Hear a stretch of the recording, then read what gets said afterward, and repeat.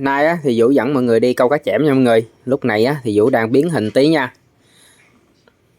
Do lỗi kỹ thuật biến ra thành câu trúc luôn mọi người.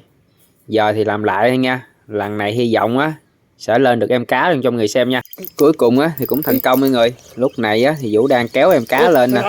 Không biết em cá này á, đâu rình sẵn á. Mới quăng có 2 đường là lụm luôn rồi. Em cá này á, kéo khá là mạnh luôn á. Buổi chiều á, mà ra làm vài đường á, kiếm cảm giác á, dính cá mê lắm nha mọi người. Đây là em cá chẽm đầu tiên buổi chiều nha.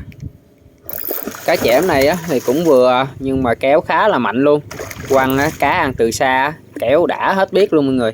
Ồ, nó nguyên con luôn. Thôi giờ thì đem lên cái mí xuồng nè, gỡ cho nó dễ mọi người. Chứ để ở dưới á, dãy hồi chắc banh con mồi của Vũ luôn á. Rồi,